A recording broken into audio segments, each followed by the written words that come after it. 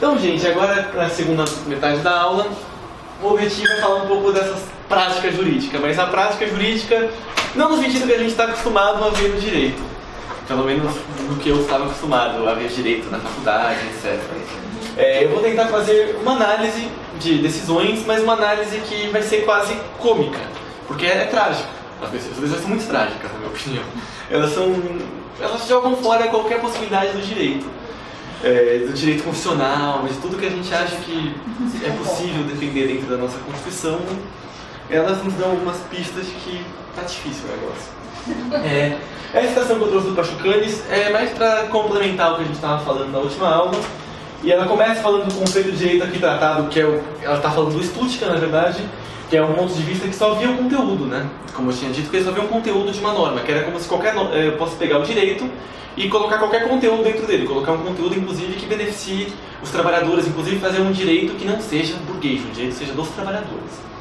E a gente vai tentar falar rapidinho de como o direito do trabalho, por exemplo, é um direito da burguesia regulamentar o trabalho, e não um direito do trabalhador, na verdade. Daí, então, a questão da forma jurídica, como tal, de nenhum modo é exposta por esses outros autores que só analisam o conteúdo. Não estão analisando como essa forma de sujeito de direitos, de todos igualmente formais, funciona. Porém, não resta dúvida de que a teoria marxista não deve apenas examinar o conteúdo material da regulamentação jurídica nas diferentes épocas históricas, mas dar também uma explicação materialista sobre a regulamentação jurídica como forma histórica determinada. Então vai ser esse o meu objetivo. Eu vou tentar mostrar, na verdade, como essas decisões e como o funcionamento do direito, de fato, ele é intrinsecamente atrelado ao próprio capitalismo. E para isso, mais uma vez, como eu tenho tentado fazer, eu vou contextualizar as decisões. Não são decisões aleatórias, são decisões sobre alguma movimentação, alguma mobilização, alguma greve, algo. E eu acho que, para nossa geração, nada mais marcante do que começar com junho de 2013. Então, em junho de 2013, a gente começou a ver uma coisa que começou muito antes, já tinha começado algumas organizações muito antes, mas no dia 6 de junho, em São Paulo, foi um grande marco, porque foram onde começaram grandes atos, onde começou juntamente com os grandes atos uma grande repressão. Uma repressão policial ferrenha. Só que esses atos, né, como muitos de vocês devem lembrar, eles, que não lembro agora os números, eu tinha colocado no slide, mas o slide não foi o que está aqui. Muitas cidades conseguiram fazer com que não fosse aumentar a tarifa de ônibus e conseguiram, através disso que a gente está vendo, através de ir para as ruas e falar, não, a gente não vai aceitar. E aí, em São Paulo mais especificamente, nesse caso foi revertido o aumento em 2013, de R$3,20 para R$3, só que ao mesmo tempo a nossa justiça não deixou barato. Como é que a justiça reagiu a isso? Além de casos como a gente vê no Rio de Janeiro, Rafael Braga, pessoas presas por portar vinho de sol, como é que foi a resposta jurídica disso? Que foi o que eu comentei um pouquinho na outra aula, mas eu não consegui falar disso. E foi a portaria 8.851 de 2013 que criou o Sebrajude. O Sebrajude é um centro de pronto atendimento judiciário em plantão, né, que nosso judiciário tem plantões, só que ele é um plantão um pouco diferenciado. O que ele considerou? Considerando que indivíduos e grupos organizados, no curso de grandes eventos ou manifestações, têm embaraçado ou impedido o legítimo exercício desses direitos, segurança, liberdade de manifestação, de circulação e de pensamento, que constituem a base do Estado Democrático de Direito, praticando condutas que, em tese, constituem crimes contra a pessoa, o patrimônio, a incolumidade, a paz e a administração pública. Considerando também, eu escolhi alguns a dedo, eu achei que eram os mais emblemáticos, mas todos são meio dessa linha, a necessidade de apreciação célere de procedimentos criminais de urgência relacionados a eventuais excessos na repressão policial no curso de grandes manifestações e eventos públicos. À primeira vista, fala, pô, que maravilha! Eles querem julgar rápido para você não fazer uma tortura, uma pessoa, você não ficar prendendo a pessoa errada. Pô, faz sentido, eles consideraram legal, faz muito sentido essa consideração pro projeto. Mas aí a gente tem que ler os artigos do projeto, né? Do projeto não, da portaria, desculpa. Então, os artigos, ele estipula quem vai funcionar lá. E até que a gente depara com o inciso 3º do fatídico artigo 2º que fala que vai integrar, né, esse centro juiz ou juízes no exercício de jurisdição criminal na capital, designados de forma subsidiária pela presidência do Tribunal da Justiça para suplementar os quadros do DIPO. Ou seja, o presidente da época do tribunal, Ivan Sartori, o mesmo que absolveu o massacre no Carandiru recentemente, E que, enfim, não vou cantar mal de essa pode, não precisa. Depois vai ver o vídeo e vai atrás de mim no Tribunal de Justiça. Daí, ou seja, assim, como é que pode, eu acho que a gente já tem um mínimo de um acúmulo de direito constitucional, como é que isso pode acontecer se você tem uma coisa que chama juiz natural, que é justamente para vedar uma coisa que é chamada de tribunal de exceção, que é você tem um fato e você escolhe quem vai julgar aquele fato depois que o fato aconteceu. O fato está acontecendo e você determina a dedo a competência da pessoa para julgar aquilo. Isso, curiosamente, por óbvio, foi alvo de milhares de ações judiciais. Milhares de ONGs, conectas, direitos humanos, tudo que é lugar, entraram falando, gente, isso é uma volta do tribunal de exceção no Brasil. Detalhe, essa portaria não só está vigente, como ela tem no Rio de Janeiro também e em outros estados. Hoje ela foi aplicada também na Copa do Mundo. O legado ficou. O nosso legado de junho, o legado da Copa, um desses é esse aí. E o que acontece? Entrou com recurso no CNJ. A decisão do CNJ é a seguinte: uma decisão que foi dada, acho que ela foi indeferida várias vezes liminarmente. Essa decisão, se não me engano, é de 2015 e o processo está em grau de recurso ainda, ele não acabou. Mas eu acredito que o final dele vai ser desse estilo. Conforme se observa, a edição do referido ato respeitou os ditames legais e está atendendo o interesse público que subsiste na necessidade de estabelecer objetividade e clareza para jurisdicionados e advogados que utilizam serviços judiciários, razão pela qual não verifique qualquer controle a ser feito por esse Conselho Nacional de Justiça. Então eu pergunto, os argumentos eles construíram muito melhor que eu, uma petição muito bem feita, mostrando as diversas soluções constitucionais que isso estava implicando. Mas ao mesmo tempo, é essa a decisão que a gente tem. É uma decisão que simplesmente ela ignora a Constituição. E meu objetivo aqui não é simplesmente eu mostrar várias decisões que ignoram a Constituição e falar, legal, são as pessoas que fazem isso.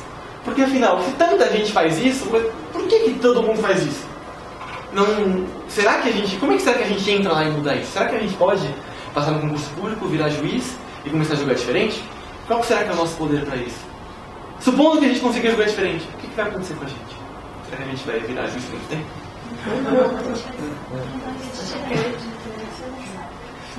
E agora, né, na saga das coisas infinitas, a gente tem o projeto de lei do Senado, número 193, habilitado carinhosamente de escola sem partido, que eu poderia apelidar, na verdade, de escola de partido único da burguesia, que eu acho que ficaria mais sincero com o propósito.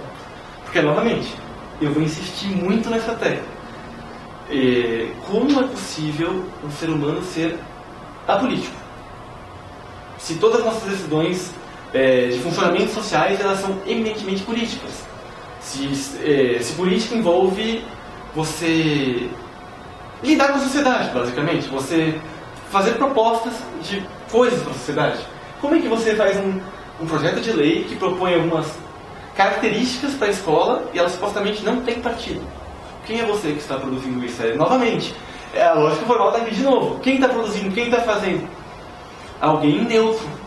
Alguém deslocado do mundo, alguém deslocado da história, deslocado da posição que ele sustenta, deslocado de onde ele vive, deslocado de tudo.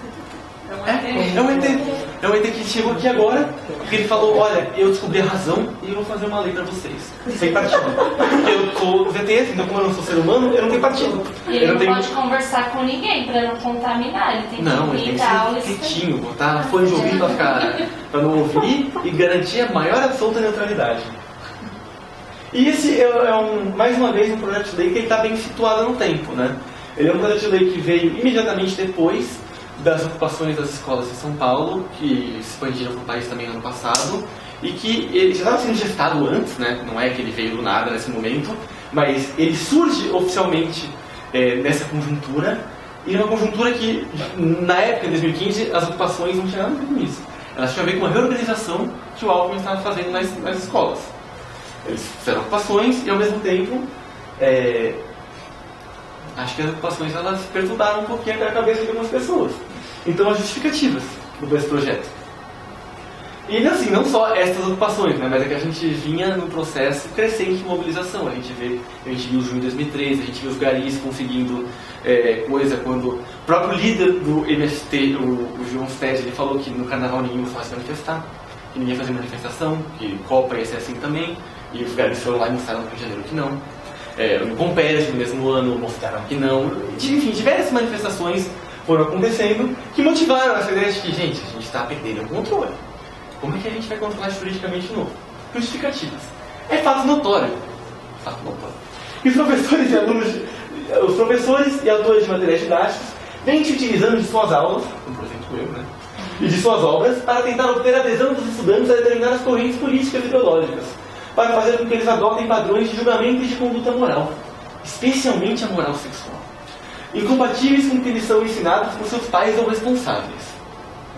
Então assim, agora isso aqui começa a ficar mais absurdo, né? Porque assim, você não tem um partido, você tem uma entidade extraterrestre, que ela veio aqui e ela está falando que a moral sexual tem que ser ensinada assim desde os pais. E né, a gente vai ver que moral sexual é essa. E não é só o uso da máquina do Estado, que compreende o sistema de ensino para a difusão de concepções políticas ou ideológicas dos agentes, é incompatível com o princípio da neutralidade política e ideológica do Estado. Assim, o Estado ele é feito também, mais uma vez, por entidades abstratas. Porque não é feito de políticos. Não é feito de políticos que gerem as coisas. Não foram políticos que votaram nisso. Foi a entidade sem partido de novo. É a única maneira que eu consigo acreditar. Eu estou sendo assim, zoando tanto isso porque é a única maneira que eu consigo reagir a esses textos. Desculpa, gente. Também com o princípio republicano, com o princípio da isonomia, igualdade de todos perante a lei. E com o princípio do pluralismo político e de ideias, todos previstos, explícita ou implicitamente na Constituição Federal. Então, ou seja, nas leis das justificativas apareceu de novo o nosso amigo da isonomia, de que todos são iguais, nós todos somos iguais, então, consequentemente, a gente tem que ter a mesma base para discutir as coisas. Que, curiosamente, vai ser uma base que interessa só a minoria da população. Curiosamente. E o que fala esse PL, além das justificativas? No seu artigo mais catastrófico, digamos, que é o artigo 2º, né? A educação nacional atenderá aos seguintes princípios: neutralidade política, ideológica e religiosa do Estado. Eu também não entendo direito o que é essa neutralidade religiosa do Estado, porque ele inclui em tudo que é lugar. Eu acho que se o Estado é laico, a gente não devia ter referência a nenhuma religião dentro do Estado, como Estado. Mas, mais uma vez, eles não olham a realidade. Ninguém quer olhar a realidade daqui, né? Então, pluralismo de ideias no ambiente acadêmico. Entendi. É uma escola sem partido. É uma escola que veio para uma pessoa que é dona da verdade, mas ela quer a pluralidade. Só que você não pode... Vamos continuar. Liberdade de aprender a ensinar. Mas, novamente, uma liberdade que eu só posso ensinar. Eu não posso querer discutir nenhuma moral sexual, por exemplo. Essa é a minha liberdade. É a liberdade de consciência e de crença, desde que ela fique guardada comigo. Reconhecimento da vulnerabilidade do educando como parte mais fraca na relação do aprendizado. Então, em boas palavras, o aluno é um idiota, e o professor, tudo que o professor fala, não acredita. Então o professor tem que tomar muito cuidado, porque tudo que ele fala, o aluno vai acreditar. Educação e informação do estudante quanto aos direitos compreendidos em sua liberdade de consciência e de crença. Não sei exatamente o que eles querem dizer com isso. Não sei se eles querem falar que a gente vai ensinar alguma coisa de direito para entender o limite. Não sei o que eles querem dizer com isso. Faço a menor ideia. Não sei sugestões. Não tinha para pensar. E agora eu não entendi. Mas tudo bem. Tentando entender. Direito dos pais a que seus filhos recebam educação religiosa e moral que seja de acordo com suas próprias convicções. É porque isso não existe. O pai não pode matricular o filho numa igreja eventualmente católica. Não pode. É proibido isso no Brasil. Parágrafo único. É que agora eu sublinhei porque esse é o pior de todos. O poder público não se miscuirá na opção sexual, trágico, né? Não sabe nem escrever, tudo bem, tá nem o termo certo, tudo bem. Dos alunos, nem permitirá qualquer prática capaz de comprometer, precipitar ou direcionar o natural amadurecimento e desenvolvimento de sua personalidade, em harmonia com a respectiva identidade biológica de sexo, sendo vedada especialmente a aplicação dos postulados da teoria ou ideologia de gênero. Então, assim, eu tenho que fazer vários tipos de análise aqui. Primeira análise mais tosca e positivista. Gente, como é que tem pluralismo de ideias e eu não tenho coisa que eu não posso falar? Não tem pluralismo. Assim, eu não... Igual, a mesma coisa que hoje a gente fala, não, ninguém mais pode... A gente vai começar a queimar todos os livros do Hitler porque o livro está errado. Daí ninguém lê o negócio e daí a gente faz o quê? Como a gente está tendo debate? Por exemplo, fazer um debate bem... Um exemplo bem grotesco para... E aí? Que pluralismo de ideias dentro do ambiente acadêmico. Então, o que veio daí? Isso aconteceu, né? Como coisa maravilhosa. Só que, mais uma vez, o mundo não é só o direito, né?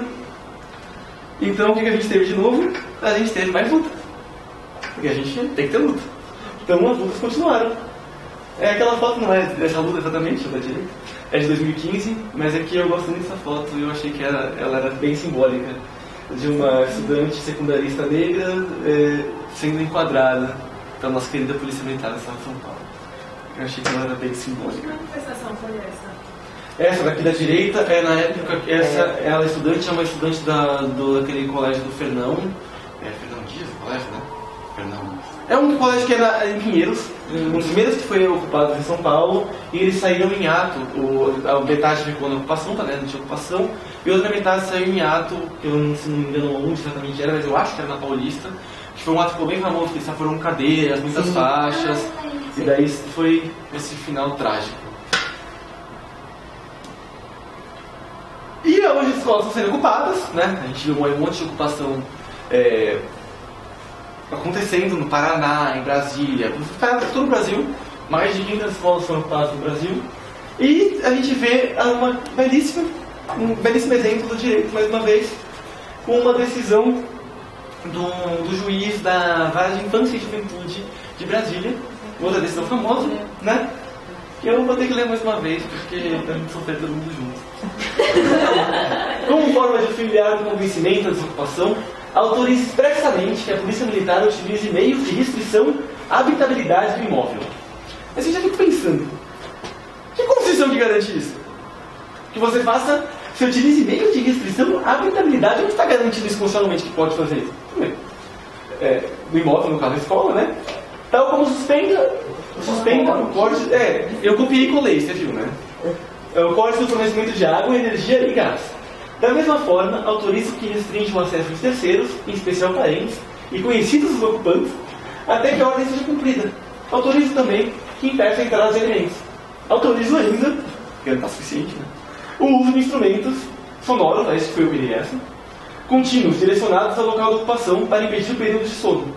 Tais autorizações ficam mantidas independentemente da presença de menores ocupantes no local, os quais, a bem da verdade, não podem lá permanecer acompanhados de circunstâncias legais. Ou seja, você não pode ficar na sua escola. Você não pode ficar na sua escola sem supervisão do seu pai, porque não pode. Onde? Porque o ECA proíbe. Ah, mas o ECA deixa tortura, né? O ECA não deixa a criança estar sozinha, mas o ECA deixa tortura. Comida, pode chegar. O barulho à noite, eles vão dormir legal.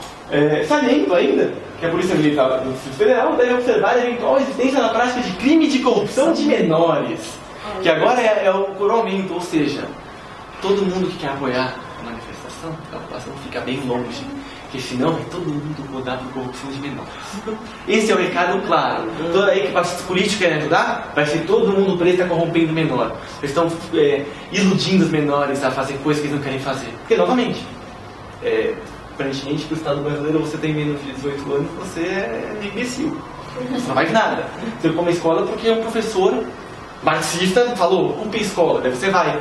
Você dorme num lugar desconfortável, você cozinha, você pinta a parede da escola porque você foi influenciado por um marxista doido. A partir dos 18 você é bandido. Exatamente. Antes você é imbecil, depois você... E você é imbecil que pode ser preso, né? Principalmente dependendo da sua classe, da sua raça, você vai ser mais preso ainda. Você vai longe. Daí, direito de greve. O direito de greve é outro que eu também gosto. E é outro que eu gosto muito nítido. O que eu gosto é assim, eu era advogado trabalhista, né? Então é uma coisa que eu tenho um pouco mais de domínio. Eu trouxe a lei de greve aqui também porque tem uma coisa muito interessante, que é um artigo que as pessoas falam muito, que eu queria comentar, e eu não tive tempo de... E eu assim, não estou nem falando, né? Eu pulei, por exemplo, lei antiterrorismo, por exemplo. Que eu não tive tempo nessa edição. E daí como é que... Agora que eu peguei a lei de terrorismo na minha frente, eles falam são atos de terrorismo, né? Daí eles falam, tem um parágrafo segundo, que é o parágrafo supostamente bonzinho. O disposto nesse artigo, do que é terrorismo, não se aplica à conduta individual ou coletiva de pessoas em manifestações políticas, movimentos sociais, sindicais religiosos, de classe ou de categoria profissional, direcionados por propósitos sociais ou reivindicatórios, visando a contestar, criticar, protestar ou apoiar, com o objetivo de defender direitos, garantias e liberdades constitucionais. Se eu parar isso aqui, você fala, pô, então pelo menos, nessa lei maluca, eles estão falando que não se aplica. Então daí você coloca um vírgula, sem prejuízo da tipificação penal contida em lei. Então assim, você cria uma lei, você cria um tipo penal, você cria uma causa fundente, que vai ser uma outra lei que vai fazer dentro do mesmo tipo penal. Ele só nem um penalista, mas isso é muito bizarro. Mas assim, é aquelas coisas de que a gente é pra gente acreditar se a gente quiser mesmo acreditar. Se a gente quiser, não, eu consigo acreditar nisso. Tudo bem, pode. Mas me parece que esse, sem prejuízo da tipificação penal contida em lei, que lei, que tipificação, o quê? Onde estamos, ninguém sabe. Comentários à parte, vou voltar para a lei de greve que eu queria achar. Também não vou comentar, podia ter comentado que eu trouxe aqui, mas o governo do Rio de Janeiro proibindo o uso de máscara em manifestação. Por que não proibiu no carnaval também? No carnaval você pode ficar vestindo que era alguma coisa. Sei lá. O pessoal da Arábia, o pessoal Não trouxe a lei de greve? Trouxe a lei de greve. Aqui. Frustrada a negociação ou verificada a impossibilidade de recursos via arbitral, é facultada a sessão coletiva do trabalho. A partir desse artigo, como a gente vai ver, a leitura que é feita dele é que assim, você é obrigado a tentar negociar antes e provar com todas as maneiras que você tentou negociar antes de fazer uma greve. Mas eu quero dar o artigo de novo. Frustrada a negociação ou verificada a impossibilidade de recursos via arbitral, é facultada, veja, ou verificada a impossibilidade de recursos via arbitral. Impossibilitada, não quer dizer que você tem que negociar por outros meios. É facultada a sessão coletiva do trabalho. A cessação coletiva do trabalho, desculpa. Então assim, agora, vamos voltar para um pouco para a decisão. Vamos ver. E agora, o sopesamento chegou de novo. E agora tem algumas decisões que eu consegui achar que falavam sobre sopesamento, de princípios. Então vamos lá. É possível o exercício do direito de greve no âmbito do servidor público, desde que atendidos os pressupostos legais pelo sindicato da categoria. Embora a educação não configure no rol de atividades essenciais, é indiscutível que se trata de atividade crucial do Estado. A não comprovação, tanto do esgotamento das negociações, quanto da comunicação prévia de no mínimo 72 horas antes da paralisação, caracterizam violação à legislação de regência do direito de greve previsto constitucionalmente. Logo, greve caracterizada como ilegal e abusiva. E dentro dessa decisão, a pessoa ainda me vira e fala que não poderia deixar o 80% funcionando só dos professores. Quer dizer, desculpa, fazer, por exemplo, sei lá, que só 40% pare e 60% fique. Porque você vai estar tratando diferente dos alunos, eles vão perder o conteúdo e agora? Então tem todo mundo trabalhar. A greve é legal. Essa decisão, no caso, ela foi do Tribunal de Justiça do Maranhão, mas a gente tivesse procurado com um pouquinho mais de tempo, teria achado um monte de decisão julgando, por exemplo, greve da POSP aqui como ilegal, eles continuam na greve, daí fica 1 milhão de multas acontecendo e fica juridicamente o caos.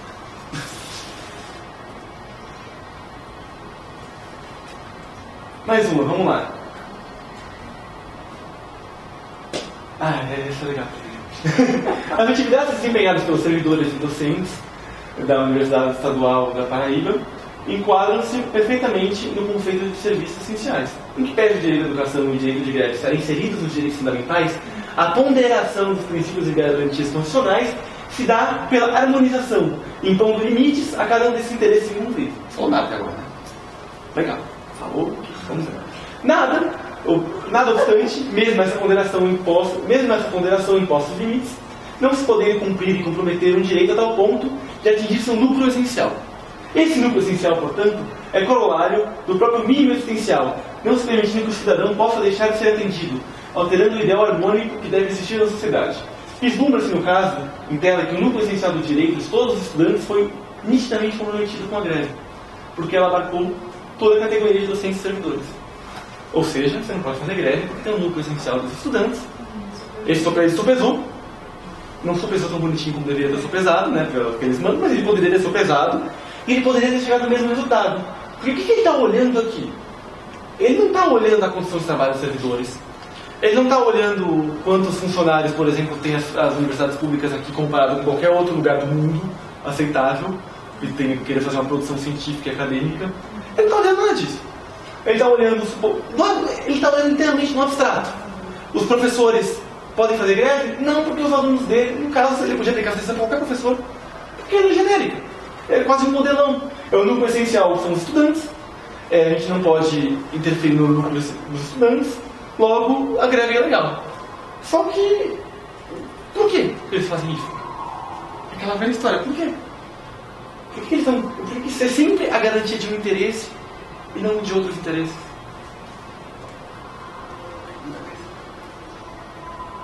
Esse é um trechinho que eu ia pegar o processo, mas o trechinho não estava mais bem feito que o meu. O relator da Desembargadora Federal Cássio Nunes Marques... Oi. Na verdade, também uma coisa que fica fácil de se vislumbrar nessas decisões é que ele está se valendo do direito aos estudantes de terem aulas, mas na verdade não é o verdadeiro interesse que está na decisão. É uma falácia.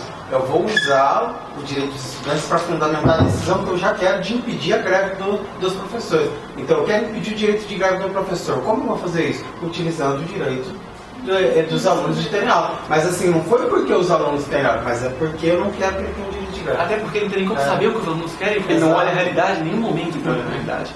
É um processo, não tem realidade. Também tem uma intenção de colocar os estudantes contra os professores. Sempre. Igual. A gente viu no Enem a parte de estudante contra estudante. Não olha em nenhum momento para o direito do trabalhador. Exato. Mas é que, por exemplo, as coisas que o capitalismo faz o tempo inteiro. Eu tinha comentado na última aula que é muito feito com raça e gênero. Você precariza um trabalho específico e a classe trabalhadora inteira paga por isso. Mas você continua incentivando, por exemplo, que o trabalhador seja machista, seja racista. Daí ele é machista, daí todos os homens sendo machistas, por exemplo, você vai ter o quê? Que o trabalho da mulher é tido como inferior. Que coisa melhor no capitalismo? Que o trabalho de uma mulher negra, por exemplo, é como inferior do que o de uma mulher branca, ou de que um homem negro, por aí vai. Isso é a melhor coisa que tem no capitalismo. Sim, vai continuar pagando. O trabalhador fica mais barato, a gente tem mais lucro. Não é ruim. Daí, então, vamos lá. O relator Cássio Nunes Marques confirmou a sentença da 16ª Vara STF Minas Região, que entende que sopesados o direito de greve no serviço público, pode ver, eles adoram usar esses termos. Eles fazem questão de usar para mostrar, estou aqui, sou um jurista adequado. Entendo que sopesados o direito de greve no serviço público e a garantia da continuidade do mesmo serviço, ambos direitos constitucionalmente protegidos, impõe-se a garantia da continuidade de serviços indispensáveis, dentro dos limites necessários à prática das atividades profissionais dos impetrantes. É assim. Essa decisão aqui, ela é um modelo genérico. Você aplica em qualquer caso. Serviço público, principalmente. Qualquer caso, você vai aplicar porque vai ser exatamente isso. É um serviço que não pode parar. É mesmo que seja um hospital privado. É um serviço que não pode parar. Então você não pode fazer greve. Só que assim, cada vez mais serviços eles não podem parar. Cada vez mais se param, por exemplo, as pessoas do banco param, dá problemas em todas as outras esferas. Então é uma orientação que ela preocupa muito, porque ela está cada vez mais atacando. E ela está atacando por quê? Porque tem espaço para atacar. Porque não é simplesmente o direito. O que eu tenho tentado mostrar é que ele nunca vai ser legal. Por que ele nunca vai ser legal? Porque o direito ele se baseia nessa ideia de que somos formalmente iguais. Somos todos sujeitos de direitos. Todos sujeitos dos mesmos direitos. Ele admite algumas especificidades. Ele admite sim, mas ele admite como forma não de resolver o problema. Por exemplo, ele admite licença maternidade. Ou seja, tem uma diferença, que ele está colocando uma coisa que é diferente. Então, ao mesmo tempo, essa licença maternidade, e o que acontece depois? Ela acaba, ela dura um certo tempo, e depois o resto da vida continua igual. A mulher continua ganhando menos, agora vai se aposentar na mesma idade. É uma coisa que ela, na verdade, ela internaliza conflitos. Ela pega um conflito que existe na sociedade, uma coisa que a sociedade não está sabendo como resolver, e joga para a linguagem do direito. Que é exatamente o que o direito faz com greve. Um grande exemplo. Greve política. Greve política é uma coisa que o direito abomina. O que seria uma greve política? Você pode fazer uma greve, por exemplo, por condições salariais. Ou você pode fazer uma greve, por exemplo, como já existiu na época da Guerra das Malvinas, porque você quer que a Inglaterra saia das ilhas que são da Argentina. Então, sei lá, vou dar um exemplo concreto no Brasil. Você faz, por exemplo, uma greve porque você quer derrubar o presidente. Por exemplo, você quer derrubar o Temer. Como é que você vai derrubar o Temer parando sua produção imediatamente? Não é imediato isso. Não é relação imediata que é igual a relação salarial. O seu patrão imediatamente está parando de ganhar e daí vai essa discussão jurídica toda. Agora, a greve política, elas praticamente sequer é tratada no ordenamento jurídico, ela é totalmente legal. Porque ela é uma greve que, de fato, ela tem mais possibilidade de enfrentar alguma coisa. Ela é uma greve que ela questiona. Então, aí o ordenamento jurídico, eu não tive tempo. Mas tem decisões que eu começo a lidar com greve selvagem, as próprias greves por fora do sindicato. Então, passou por fora do sindicato, por exemplo, a greve normalmente não é válida. Dificilmente você sustenta uma greve só com a base sem o aparelho sindical. Por quê? Porque o Estado que não está ligando para as pessoas. Ele precisa de alguma figura que tenha certa credibilidade para o Estado, como um sindicato, como alguém que está dentro do Estado, que faz parte do Estado, que apesar da gente falar que o sindicato ele é independente, você para criar um sindicato você precisa de uma autorização. Né? Porque as pessoas falam que não, mas você não pode, novamente, aquela história. Você tem um modelo sindical aqui no Brasil que ele é herança do Mussolini. A gente não pode ter 2 sindicatos da mesma categoria e você escolhe o que você quer entrar. Você só tem um, você tem que disputar um sindicato que você não vai ganhar nunca, provavelmente. Porque você está lá aparelhado, com eleições eternamente fraudadas, enfim, quem já participou de alguma coisa de sindicato sabe o que acontece. Quem precisa sabe como que é, quem precisou do sindicato sabe como funciona. Proteção, Assim, óbvio que tem correntes, algumas coisas, como existem sindicatos combativos. Os sindicatos metroviários, por exemplo, em 2014, são sindicatos combativos, existem sindicatos combativos, mas ele é mais, na minha opinião, e na opinião dos autores marxistas que eu sigo, ele é mais combativo enquanto mais longe ele consegue ficar do direito. Em que sentido? Toda vez que o direito internalizar a greve, o direito vai bater na greve. E esse é o sentido de uma citação de um autor que eu gostaria de ter trabalhado, mas também não consegui trabalhar por escassez do tempo, que é o Bernard Lehmann. Esse é um autor francês que tem 2 obras muito famosas, que é O Direito Captado pela Fotografia, e essa que foi agora traduzida recentemente em português, que é A Legalização da Classe Operária. E é uma obra que a ideia da obra, na verdade, é mostrar exatamente isso, de como as decisões elas fazem o que for necessário para garantir uma relação social específica. E não são simplesmente pessoas fazendo decisões.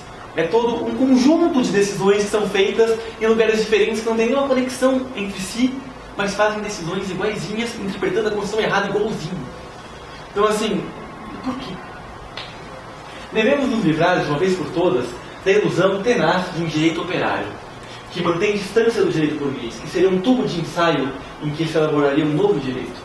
Tradicionalmente, os especialistas têm empregado seus esforços nesse sentido. É necessário, dizem os especialistas, autonomizar o direito do trabalho, dar-lhe seus títulos, reconhecer sua especificidade.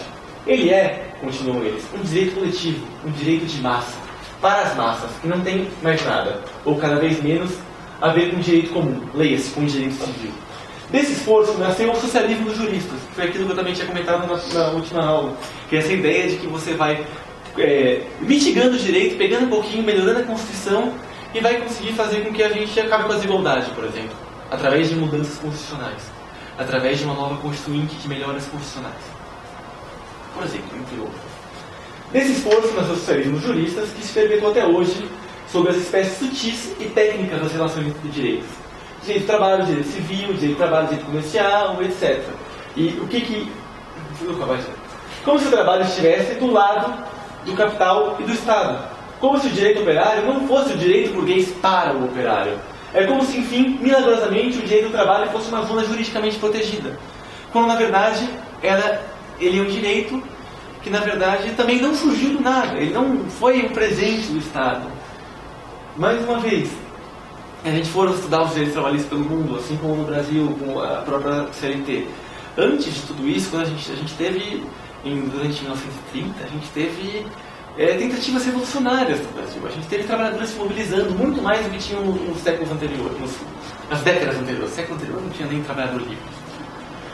A nossa produção era toda de escravos, né? Pessoas escravizadas. Mas nunca o direito do trabalho ele é um presente para o trabalhador, algo dado, algo necessariamente para ajudar o trabalhador. Ele é sempre um fruto de uma concessão de que quem domina tem que fazer, porque senão você acaba perdendo, na verdade, as condições que você domina, porque se você... É aquela coisa, a pessoa está morrendo de fome, você não dá nada para ela comer, ou ela vai te matar ou ela vai morrer de fome para comer. por exemplo. Então ela vai mais para cima, assim, ela já está indo para cima, já ela está no movimento de ascensão. No caso da nossa CLT, não vou entrar em detalhes nisso, mas isso estava acontecendo e a gente fez um direito do trabalho justamente para regulamentar as relações trabalhistas. Só que é um direito do trabalho que, por mais que tenha uma proteção ao trabalhador, as grandes coisas que o trabalhador pode fazer, ele não pode fazer.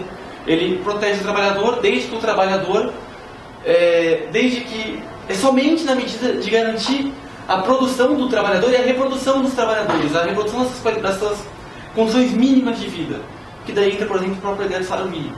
Não é um salário para você exercer essas potencialidades, é um salário para você morrer de fome. Cada vez mais. Ele já foi um pouquinho menos, estimulou um pouco o consumo, agora está rendendo mais de novo. Mas no limite, ele é um salário para você não morrer de fome. Ele é um salário para você continuar a poder vender a sua força de trabalho, que é a sua única mercadoria que você tem. Então, não existe, pelo menos segundo o marxismo, e pelo menos segundo essa vertente que eu sigo do marxismo, um direito que de fato seja do trabalhador, que seja para o trabalhador. Ele pode ser aplicado para o trabalhador, mas ele não serve aos interesses do trabalhador. E a gente pode ter decisões incansáveis, a gente pode fazer uma análise de decisões, a gente pode achar umas diferentes, pode.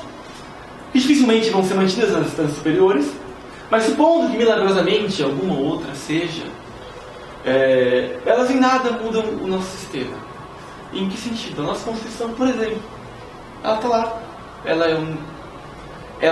Pouca gente lembra disso, mas ela na verdade ela é uma derrota, ela é uma derrota do movimento dos trabalhadores, tanto que na época o PT, que congregava todas as correntes de esquerda praticamente no país, não assinou a Constituição. Falou, não vou assinar isso, não é isso, está errado. Mas hoje ela é muito melhor do que a gente está vendo por vir. E aí, será que a nossa solução vai ser defender pela Constituição? Será que a Constituição vai conseguir nos salvar de quem está... Essa ideia da Constituição vai nos salvar, ela existe, mas é uma ideia do positivismo.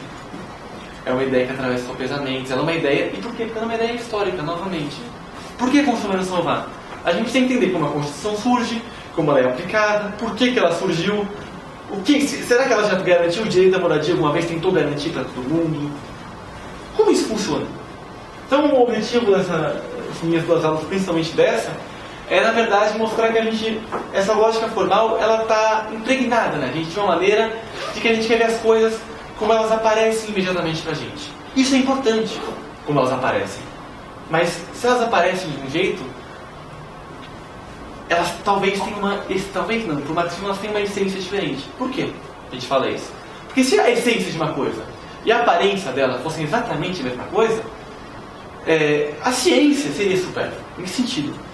Se uma coisa aparece exatamente como ela é, como tudo que ela tem, por que eu vou estudar uma coisa? Qual que é o sentido de tentar me aprofundar e entender uma coisa se o jeito que ela aparece é exatamente o jeito que ela é? Então, por exemplo, o direito do trabalho aparece com a proteção do trabalhador. Podia ficar por aí. Só que não é. Como é que ele foi criado? Como é que as leis de trabalho funcionam? Podia falar de direito previdenciário aqui, do falso roubo da previdência, da desvinculação de verbas, entendeu? Que o dinheiro que é para previdência não vai, depois falta. Óbvio que falta, porque o dinheiro que constitucionalmente aqui não vai, porque é desvinculado. Então, o tempo inteiro, são várias construções jurídicas que são feitas para dar esse grau de aparente liberdade. Que é uma liberdade que ela existe, só que ela é limitada. É uma liberdade, eu sou livre. Sou livre para vender meu trabalho para quem eu quiser. Por isso sou livre. Mas só para isso. Por que outra coisa eu sou livre? Se eu não tenho dinheiro. Daí a liberdade está na questão do dinheiro, que é uma mercadoria, que é uma coisa que você usa para trocar. Então a nossa sobrevivência vira a base da troca. E é o que eu estava comentando com a Adriana. Adriana, não? Sou péssimo de novo. Estava comentando com a Adriana agora no intervalo, que eles dão a ideia de que como se a nossa história inteirinha, esses sei lá quantos mil anos de seres humanos vivos, a gente foram seres que viveram a base da troca. E isso é a coisa mais alucinante que a gente pode acreditar. Porque é a gente pegar o mercado de hoje e transferir para a Idade Média, a gente transfere para Roma, nosso funcionamento, nosso mercado, nosso dinheiro, sendo que a própria forma de lidar com o dinheiro como equivalente para eles eram outras. E quem faz isso? A gente não faz isso automaticamente. A gente faz porque era interessante para alguém. Além de interessante para alguém, esse alguém tem um método. E o método, como eu disse, ele faz questão de não explicar de onde ele mesmo surge. Um raciocínio que faz questão de deixar algumas coisas não nítidas. Porque se deixar vai ser complicado. Você imagina o direito, por exemplo, minha história do direito na faculdade. A minha história do direito, eu tive uma história do direito romano e direito canônico. Essa é a história do direito. Então a gente acha o direito em tudo que é lugar e cria uma história do direito que pouco condiz com o direito que a gente vive hoje. Que, pelo menos, né, como eu tinha dito para o Pachucanes, a principal característica do direito, para ser direito, para ser uma especificidade do capitalismo, é que antes, quem trabalhava não era livre. Você não podia sair e falar, não quero mais trabalhar. Você era condenado à morte, você era escravo ou por guerra, ou por causa da sua raça, ou você era servo. Você não era um trabalhador livre. E agora, com o advento do direito, da forma jurídica mais especificamente, que é essa forma que faz com que todos virem sujeitos de direito, você vira um trabalhador livre, você vira um proprietário da sua própria mercadoria. Enquanto o capitalista tem várias mercadorias, tem a máquina, tem um monte de dinheiro, você não tem nada. Você, trabalhador, tem uma propriedade. Só uma propriedade. A sua força de trabalho. No caso, antigamente, depois do capitalismo, o direito ele sancionava, né? Propriedade do homem sobre a mulher. Mas daí o direito ele falou, pô, mas isso não é todo mundo que fez direito igual. Vamos dar uma... deixar todo mundo tem que ser feito direito. E é melhor, para o capitalismo é melhor isso, por um lado, todo mundo ser feito direito. Porque é isso. Antes, era difícil contratar mulher para trabalhar, porque a mulher não era feita direito. Mulheres começaram a ter inserção no mercado de trabalho capitalista mais forte quando? Em guerras. Período de guerras.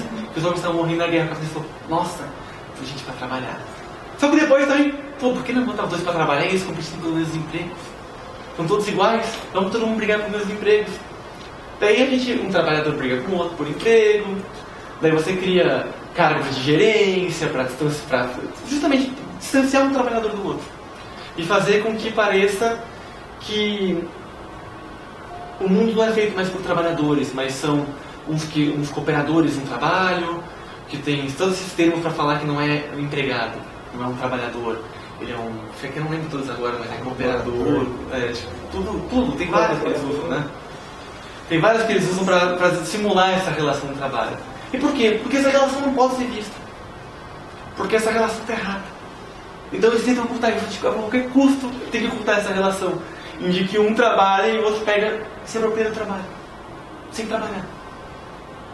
Então, a ideia da minha aula foi passar isso para vocês. Espero que eu tenha conseguido ser claro. Apesar do assunto ele ser meio conturbado. E principalmente porque a gente é educado para não entender ele. A gente é educado pela escola sem partido, que apesar de ela não existir antes, é mais ou menos o que acontece nas nossas vidas. É como a gente é educado de acreditar num mundo quadradinho. A gente eterniza, a gente tinha um mercado no Egito, o faraó tinha um mercado lá, que ele trocava as coisas. Não sei com quem, como, mas ele trocava, com os países, sei lá. É a história que a burguesia quer contar pra gente. É a história de um capitalismo quase eterno, de sempre, tudo que movia a sociedade foram as trocas. Então, a gente vê esse primeiro momento e a gente acha mesmo que está tudo muito louco. Então eu espero que esteja tudo um pouquinho menos louco. E que tenha ajudado, e principalmente nisso, que essas decisões todas, elas não querem olhar a realidade. Porque elas não podem olhar a realidade. É quase uma premissa delas, não olhar a realidade. Porque é isso, como vai olhar a realidade e continuar fazendo? Então o que eu tinha preparado era isso, a bibliografia, não vou colocar agora porque ela está meio errada. Aqui é o próximo slide. Se tiver alguma dúvida, alguma coisa. Então, muito obrigado, gente. Muito obrigado pela oportunidade. Fico muito feliz de estar encerrando esse ciclo de vocês e poder encerrar com o marxismo. Me deixa muito feliz. Muito obrigado pela atenção.